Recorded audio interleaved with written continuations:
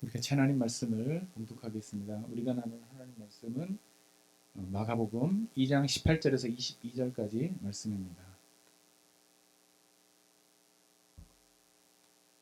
마가복음 2장 18절에서 22절.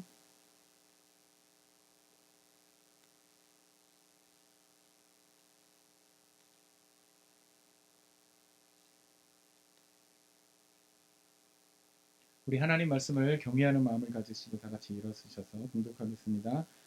다 같이 한 목소리로 읽겠습니다. 시작.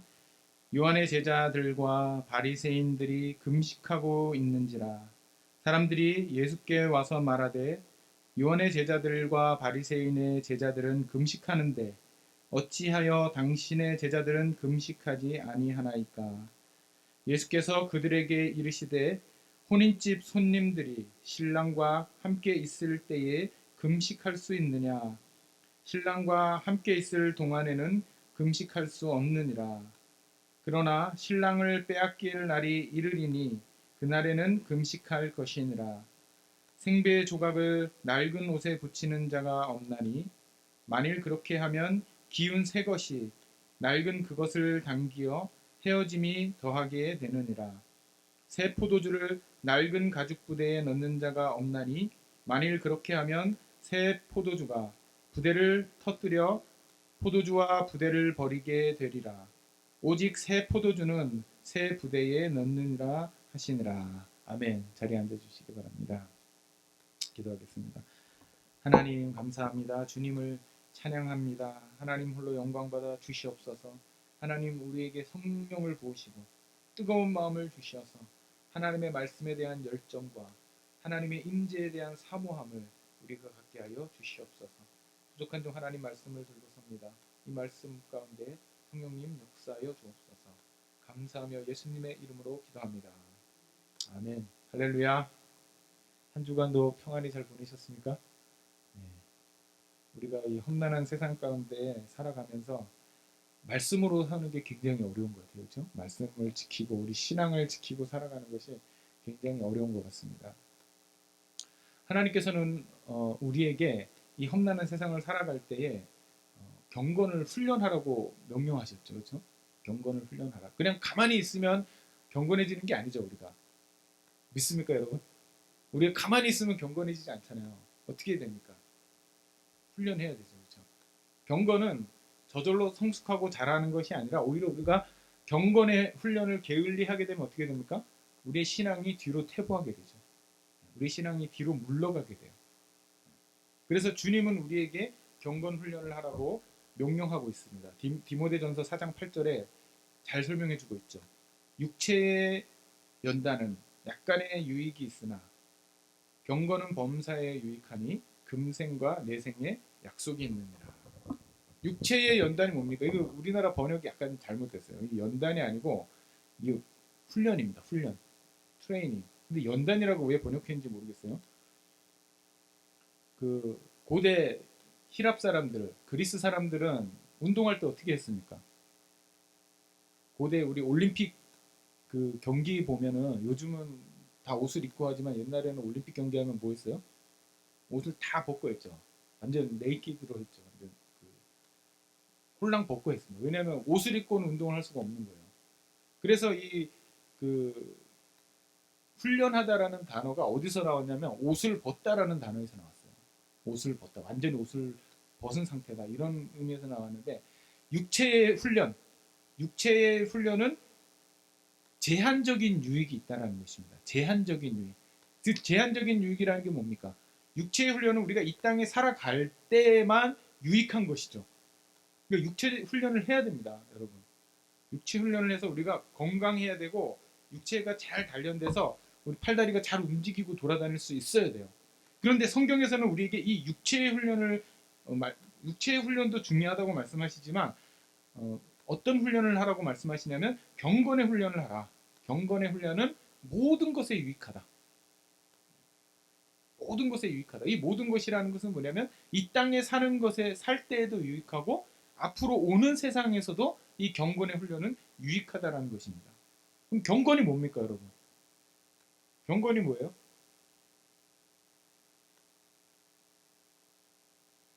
경건이 뭔지 우리가 잘 어렵죠, 그렇죠? 경건이라는 말이 무슨 의미입니까? 거룩해 보이는 거 이런 겁니까? 경건은 마음과 관련된 거예요. 마음, 그렇죠? 우리 마음, 우리가 마음을 단련해야 되잖아요. 훈련해야 되잖아요. 근데 이 마음이 어떤 마음이냐면 하나님을 존경하고 사랑하는 마음입니다. 그러니까 경건은 하나님을 사랑하고 하나님을 존경하는 마음이라는 거예요. 하나님을 존경하고 사랑하는 마음. 이 그 마음을 우리가 훈련을 하면 어떻게 된다는 것입니까? 내세에 유익하다. 내세. 지금 이 땅에서도 유익하고 내세에도 유익하다. 그래서 우리가 육체의 훈련은 어떻게 하는지 잘 알아요. 그렇죠? 뭐 뜀박질 하면 되고 뭐죠? 요즘 웨이트닝도 하고 여러 가지 운동법이 많더라고요. 뭐 필라테스라는 것도 있고 막 그래서 사람들이 자기 육체를 훈련하는 것은 아주 관심이 많고 잘합니다. 근데 경건은 우리 마음을 어떻게 훈련합니까, 여러분? 마음을 어떻게 훈련해야 돼요? 마음은 하나님의 말씀으로 훈련해야 되는 것이죠. 그렇죠? 우리 마음이 굉장히 연약합니다. 굉장히 연약해서 자꾸 흔들려요.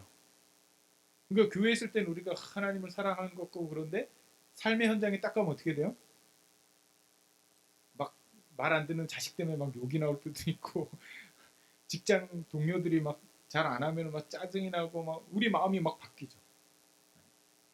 그렇기 때문에 우리 이 마음이 바뀌지 않고 온전히 하나님만을 쭉 사랑하고 존경할 수 있도록 예수님의 성품을 닮을 수 있도록 우리가 훈련해야 되는 거예요. 그 훈련의 방법 중에 하나가 바로 기도이고 묵상이고 금식이고 예배고 찬양입니다. 믿습니까, 여러분? 그러니까 마음에 짜증이 날 때 우리가 그 짜증나는 마음 그대로 내버려 두면 안 돼요. 어떻게 해야 됩니까? 짜증 날 수 있어요. 우리 그리스도인들도. 근데 그때 어떻게 해야 되냐면 바로 우리가 찬송을 불러야 돼요. 그래서 이 짜증나는 마음이 사라지도록 그 방법을 알아야 된다는 것입니다. 믿습니까? 낙심되면 어떻게 합니까? 우리가 낙심되면 바로 무릎 꿇어야 돼요. 낙심될 때 바로 성경을 펴서 읽어야 돼요. 그러면 하나님께서 우리에게 염려하지 말라. 그 말씀을 주셨기 때문에 우리 마음이 그 말씀의 영향을 받아서 염려가 사라지게 되는 것입니다. 믿습니까? 경건을 훈련해야 돼요. 타 종교에도 이 경건의 훈련이 있습니다. 그렇죠? 이슬람 사람들은 1년에 한 달 정도를 이 라마단 기간을 지켜요. 그래서 금식을 합니다. 불교의 사람들은 어떻게 합니까? 새벽 예불에 가서 막 절을 하면서 막 이렇게 자신의 몸을 고되게 해서 경건을 훈련하죠. 뭐 다양한 종교들이 다 경건의 훈련을 가지고 있어요. 심지어는 무속인들, 귀신을 섬기는 무속인들도 이 귀신을 기쁘게 하기 위해서 그렇죠. 어떻게 합니까, 여러분? 우리 한국에도 예전에 어머니들이 많이 했잖아요. 아주 새벽 이른 아침에 일어났고 몸을 깨끗하게 씻고 깨끗한 옷을 입고 깨끗한 물을 떠갖고 거기다가 뭐 항아리 뒤에나 이런 데 올려놓고 뭐 합니까, 거기서? 기도하잖아요. 깨끗하게. 그렇죠. 귀신을 기쁘게 하기 위해서도 사람들이 그렇게 열심히 해요. 근데 우리 살아계시고 역사하시는 하나님을 기쁘시게 하고 그분을 배우는 일에 우리 그리스도인들이 너무 소홀히 할 때가 많습니다.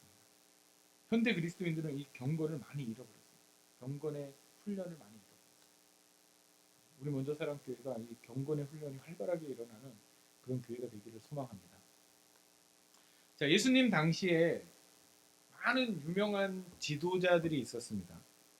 유명한 지도자들이 있었어요. 예수님만 단독으로 유명하신 분이 아니에요. 그 당시에는 아주 많은 사람들이 내가 선지자다, 내가 뭐 유명한 랍비다 그러면서 아주 이름 있는 유명한 사람들이 있었습니다. 그렇죠. 오늘날에도 목사님들 유명한 분들 많잖아요. 그렇죠? 한 분만 유명한 게 아니거든요. 다양한 유명한 분들이 있었어요. 그러니까 그 중에 유명한 사람 중에 한 명이 누구였냐면 바로 침례 요한이었습니다. 침례 요한. 혜성같이 나타나서 막 사람들의 마음을 막 사로잡기 시작했어요. 그러니까 이 유명한 이제 선지자가 나타나니까 사람들이 어떻게 했겠습니까? 아, 저 사람 밑에 가서 내가 좀 배워야겠다. 그래서 제자가 막 생기기 시작했습니다. 이 침례 요한의 제자들이 막 몰려다니고 또 그 당시에 존경받았던 사람들 중에 한 명이 누구냐면 바리새인. 우리가 신약 성경의 바리새인을 너무 이렇게 가혹하게 얘기해서 우리가 굉장히 무시하는데 이 당시에 바리새인들은 굉장히 존경받는 그런 종교 지도자였어요.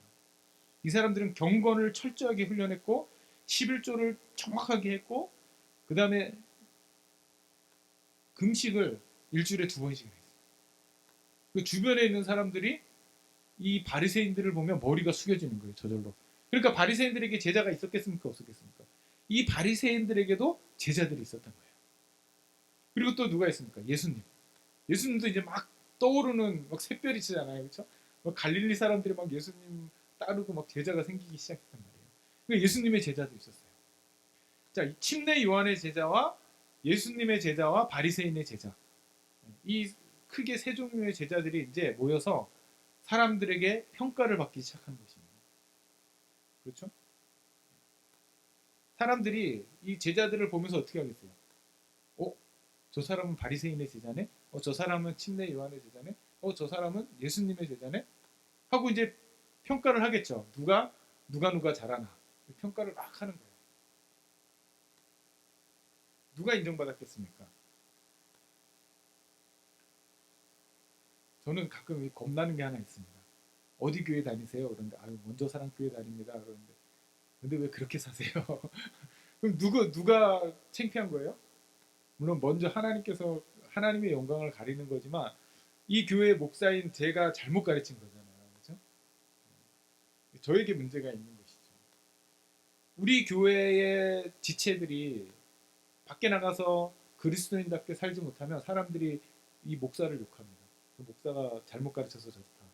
그리고 우리 교회 성도들을 향해서 가짜라고 얘기해요. 그럼 제 사역이 그 순간 무의미해져 버리는 것이죠. 이 당시에 많은 사람들이 이 제자들이 어떻게 행동하나를 가만히 지켜봤어요. 그런데 바리새인과 침례 요한의 제자들은 금식을 하는 거예요. 금식을 하면서 얼마나 거룩해 보입니까? 그렇죠? 근데 예수님의 제자들은 먹고 마시고 즐기는 거예요. 그것을 딱 보는 순간 이 사람들이 어떻게 했겠어요? 야, 저 예수님의 제자들은 좀 타락한 거 아니야? 좀 문제가 있는 거 아니야? 다른 제자들은 정말 금식도 하고 기도도 열심히 하고 그러는데 저 예수님의 제자들은 무리지어서 다니면서 뭐 세리들하고 밥이나 먹고 응? 웃고 즐기기만 하네. 그래서 누구에게 이제 그 컴플레인을 하겠습니까? 예수님께 찾아와서 이제 컴플레인을 하는 거예요. 그 컴플레인 한 내용이 바로 오늘 우리가 읽은 본문의 말씀입니다. 뭐라고 컴플레인했어요? 요한의 제자들과 바리새인의 제자들은 금식하는데 어찌하여 당신의 제자들은 금식하지 아니하나이까. 이게 무슨 말이에요? 요한과 바리새인들은 잘 제자 훈련이 잘 되는데 왜 당신 제자는 저렇게 타락한 것 같이 먹고 즐기기만 하냐? 그 얘기를 하는 것이죠. 저 같으면 누가 이렇게 얘기를 하면 저는 이랬을 거예요. 죄송합니다. 제 목사가 부족해서 제가 잘 훈련을 잘 다시 시키도록 하겠습니다 하면서 그 순간을 모면하고 어떤 그 상황을 좀 피해 보려고 노력했을 거예요. 근데 예수님은 그렇게 하지 않으셨습니다. 예수님 뭐라고 답변하셨어요? 우리 예수님 참 멋지신 것 같아요. 뭐라고 답변하셨습니까? 혼인집 손님들이 신랑과 함께 있을 때에 금식할 수 있느냐? 신랑과 함께 있을 동안에는 금식할 수 없느니라. 지금 예수님께서 이 질문하는 사람들에게 뭐 잘못했습니다라고 얘기했거나 아니면 그럴 수도 있죠 이렇게 얘기한 게 아니고 비유를 딱 말씀하신 거예요. 비유. 그 비유가 뭡니까? 혼인집 손님들에 대한 비유. 혼인집 손님들이 와서 잔치집에서 어떻게 하냐라는 것을 말씀하신 것이죠. 자, 예수님의 이 비유에는 우리 신앙에 아주 중요한 원리가 숨어 있습니다. 우리 신앙의 핵심인 경건이 무엇인가를 예수님이 이 편견을 가진 사람들에게 설명하고 싶으셨던 거예요. 예전에 저희 교회에 어떤 한 여자 집사님이 있었습니다. 근데 이분이 교회만 오면 막 울면서 기도를 해요. 막 울면서 기도해요. 그러니까 주변에 있던 다른 분들이 이분의 모습을 보고 뭐라고 그랬냐면 저 집사님 참 믿음이 좋으시다. 맞습니다. 그 집사님 믿음이 참 좋으셨어요. 근데 중요한 것은 그분이 울면서 기도하기 때문에 믿음이 좋다는 거예요. 울면서 기도하기 때문에.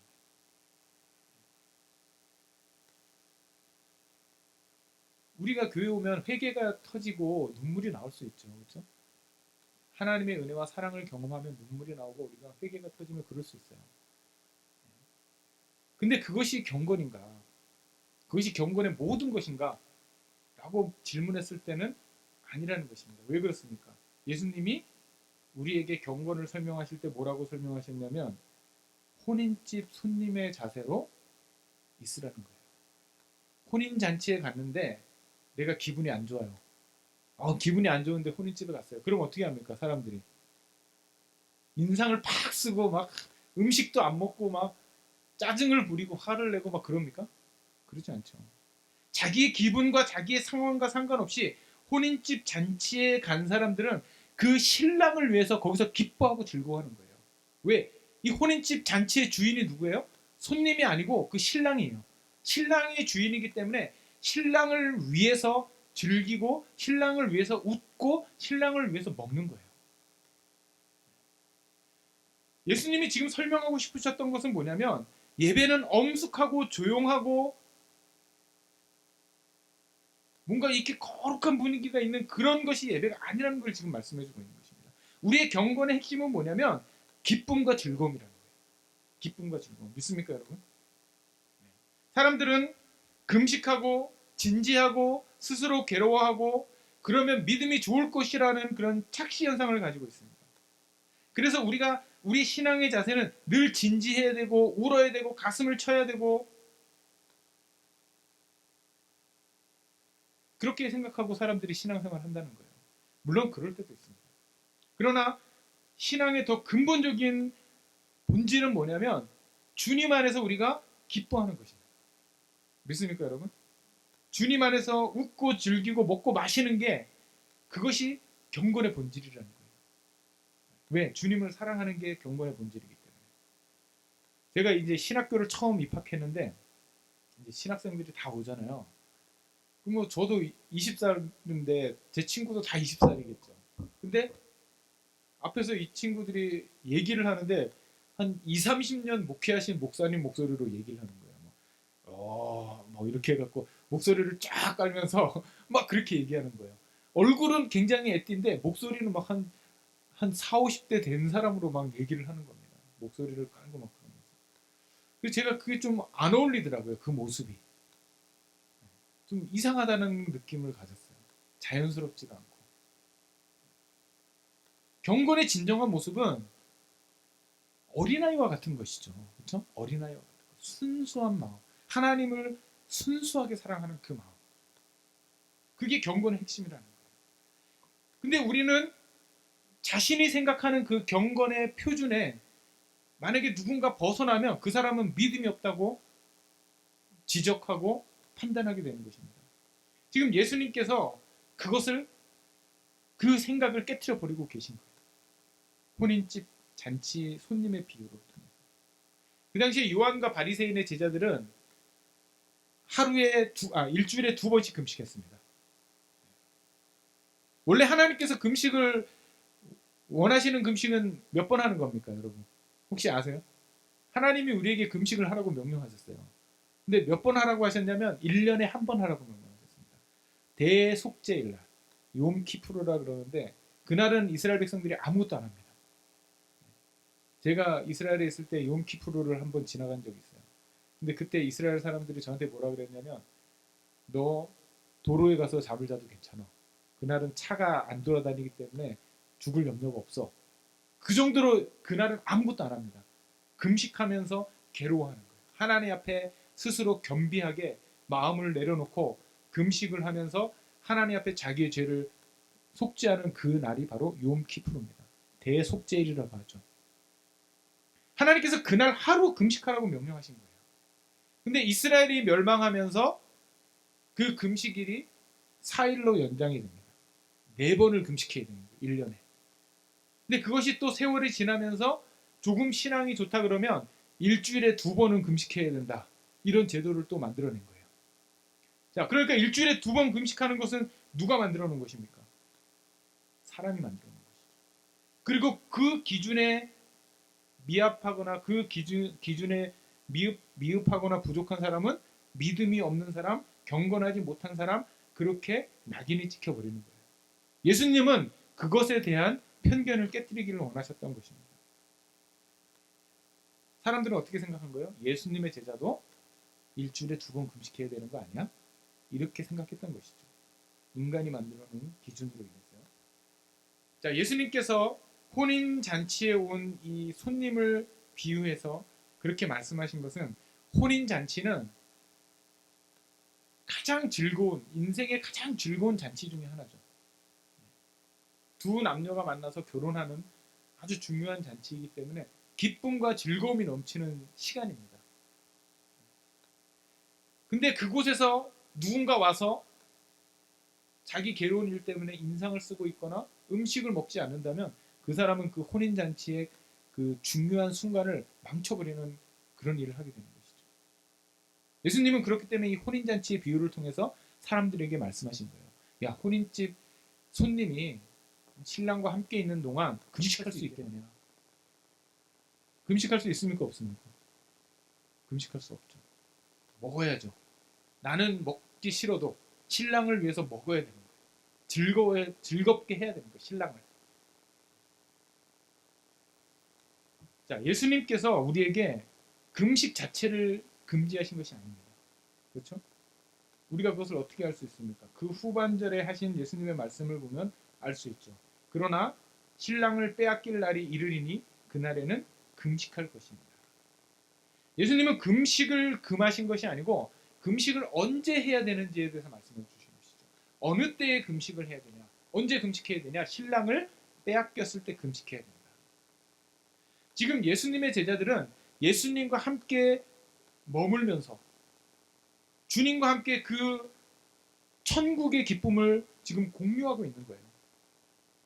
그러니까 예수님의 제자는 지금 예수님과 함께 있는 동안은 기뻐하고 즐거워해야 되는 그런 경건의 시간을 가져야 된다는 것입니다. 그런데 언제 금식해야 됩니까? 신랑을 빼앗겼을 때, 예수 그리스도를 빼앗겼을 때는 금식해야 된다. 원래 전통적으로 금식은 언제 하냐면 우리가 하나님 앞에 범죄했을 때 우리 마음을 괴롭게 하면서 금식하는 것입니다. 하나님의 긍휼을 구하면서. 또 금식은 언제 하냐면 병든 자가 하나님이 치료해 주기를 원하는 마음을 가지고 금식을 했어요.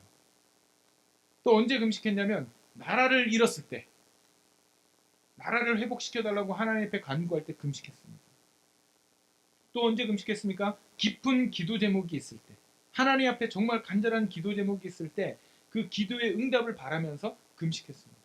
또 언제 금식했습니까? 하나님의 뜻을 알고자 했을 때, 자신의 육체의 정욕을 깨트리기 위해서 또 금식했다라는 거예요. 그러니까 중요한 것은 우리가 금식해야 될 때가 있고 기뻐해야 될 때가 있다는 것입니다.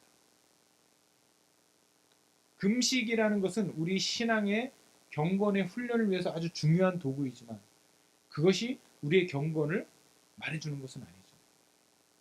그래서 예수님께서 아주 멋진 표현, 이건 세상 사람들도 다 사용하는 표현이죠. 무슨 표현입니까? 새 포도주는 새 가죽 부대에, 새 포도주는 새 가죽 부대에 담아라. 그 말씀을 해주신 것이죠. 생배 조각을 낡은 옷에 붙이는 자가 없나니 만일 그렇게 하면 기운 새 것이 낡은 그것을 당기어 헤어짐이 더하게 되느니라. 또 새 포도주를 낡은 가죽 부대에 넣는 자가 없나니 만일 그렇게 하면 새 포도주가 부대를 터뜨려 포도주와 부대를 버리게 되리라. 오직 새 포도주는 새 부대에 넣느니라. 낡은 옷이라는 것은 여러 번 빨아갖고 이 천이 줄어들 대로 줄어든 옷을 말하는 거예요. 근데 새 생배 조각이라는 것은 뭐냐면 한 번도 빨지 않은, 그래서 줄어들 가능성이 있는 그 천을 생배 조각이라고 얘기하는 것입니다. 근데 이 두 가지 성질이 다른 천을 기우기 위해서, 낡은 옷을 기우기 위해서 그 천을 갖다 붙이면 어떻게 됩니까? 한번 빨았을 때 이 천이 줄어들면서 그 낡은 옷이 더 망가져 버리는 거예요. 포도주도 마찬가지죠. 포도주가 그 가죽 부대에 담기면 이것이 발효하면서 가죽 부대를 부풀리게 합니다. 그러니까 오래된 가죽 부대는 이미 부풀려져 있는 거예요. 근데 거기에 더 부풀려질 가능성이 있는 새 포도주를 담으면 어떻게 됩니까? 이 끝까지 부풀러 있던 이 가죽 부대가 터져 버리는 거예요. 그러면 포도주도 버리게 되고 가죽 부대도 버리게 된다. 우리의 신앙은 두 가지를 가지고 있습니다. 내용과 형식을 가지고 있어요. 내용과 형식. 어떤 게 더 중요합니까? 두 가지 다 중요한 것이죠. 내용과 형식이 모두가 다 중요합니다. 그러나 중요한 것은 뭐냐면 내용은 바뀌지 않죠. 우리 신앙의 내용은 바뀌지 않습니다. 그러나 형식은 바뀌게 되는 것이죠. 형식은 바뀔 수가 있는 것입니다. 시대와 상황에 따라서 바뀔 수가 있습니다. 우리가 교회 오면 우리의 신앙의 형식을 보면 때로는 왜 이걸 하는지 모르는 게 많아요. 예를 들어서 앉았다 일어났다 하는 거 있죠. 저는 어렸을 때 왜 내가 앉았다 일어났다 해야 되는지 모르겠는 거예요. 뭐 앉으라 그러니까 앉고 일어나라 그러니까 일어났습니다. 뭐 언제는 일어나야 되고 언제는 앉아야 되고 뭐 이런 룰이 있는 거예요. 근데 아무도 설명해 주지 않으니까 제가 그걸 왜 해야 되는지 몰랐죠.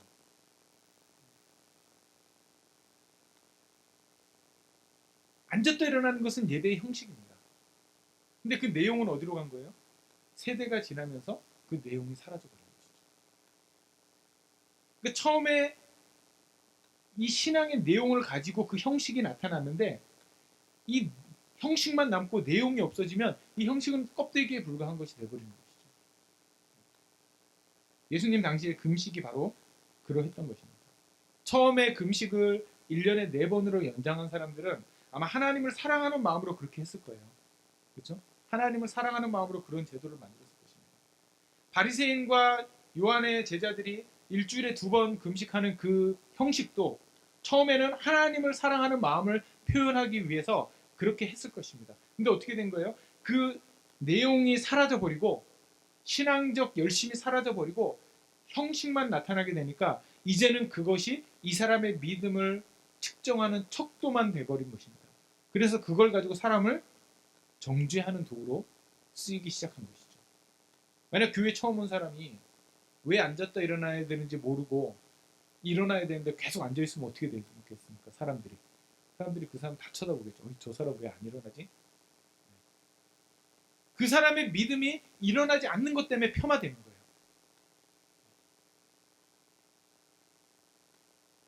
지금 예수님의 제자들은 금식을 하지 않았다는 이유 때문에 그들의 믿음이 폄하된 것입니다.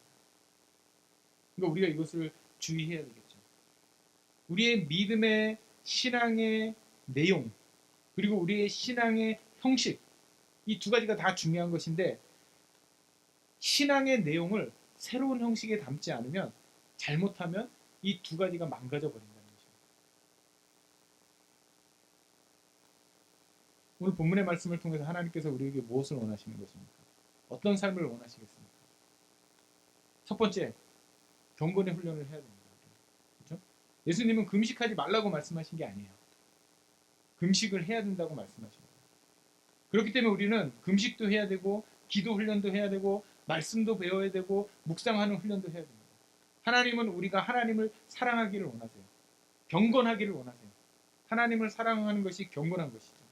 그래서 우리가 이 경건의 훈련을 해야 됩니다. 근데 두 번째, 우리 신앙의 본질은 우리 스스로를 괴롭히는 게 아닌 것을 우리가 알아야 돼요. 신앙의 형식을 가지고 우리를 괴롭히게 하는 것은 우리 신앙의 본질이 아닙니다. 그렇죠? 우리 신앙의 본질은 하나님을 사랑하는 마음을 갖는 거예요. 하나님을 사랑하는 마음을 갖는 것입니다. 그것은 기쁨의 삶을 사는 것이죠. 그 금식도 결론은 그 금식이라는 형식을 통해서 하나님을 사랑하는 마음으로 나가지 않으면 그것은 우리를 정죄하는 도구로밖에 쓸 수 없다라는 것입니다. 믿습니까, 여러분? 하나님께서 원하시는 삶은 기쁨의 삶. 그것이 바로 새 포도주. 예수님께서 말씀하신 새 포도주라는 거예요. 그러면 이 기쁨의 삶을 담을 수 있는 가죽 부대는 무엇입니까? 우리가 그리스도 안에서 기뻐할 수 있는 그 기쁨을 담을 수 있는 신앙의 형식은 무엇입니까? 예배죠, 예배. 하나님 앞에 우리가 기쁨으로 예배해야 돼요. 또 무엇이 있습니까? 그리스도 안에서 함께하는 식탁의 교제. 그리스도인들이 같이 모여서 밥 먹잖아요. 근데 고린도 교회에도 이런 문제가 있었어요. 밥을 먹는데 어떤 사람 빨리 와갖고 음식을 다 먹어 치우는 거예요.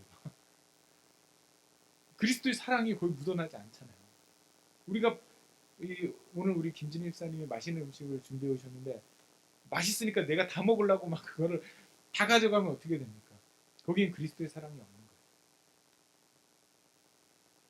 내가 좀 적게 먹더라도 다른 사람이 더 먹을 수 있도록 배려하는. 그래서 이 식탁의 교제는 이 기쁨과 즐거움이 넘치는 경건의 장이 되어야 되는 거죠. 믿습니까, 여러분? 열정적인 찬양. 우리 찬양할 때 물론 때로는 우리가 가슴을 치며 슬퍼하는 찬양이 있을 수도 있지만 찬양이라는 것 자체는 하나님을 높이는 거예요. 주는 나의 힘이요. 하고 우리가 막 찬양하잖아요. 근데 이것은 막 우울한 마음으로 하면 안 되잖아요. 그렇죠?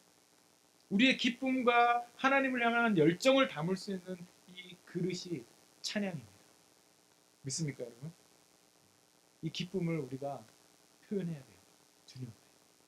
우리 먼저 사랑교회가 기쁨이 넘치고 힘이 넘치는 예배하는 그런 경건의 형식을 가진 그리고 그 경건의 내용을 보존하는 그런 기쁨의 교회 되기를 소원합니다.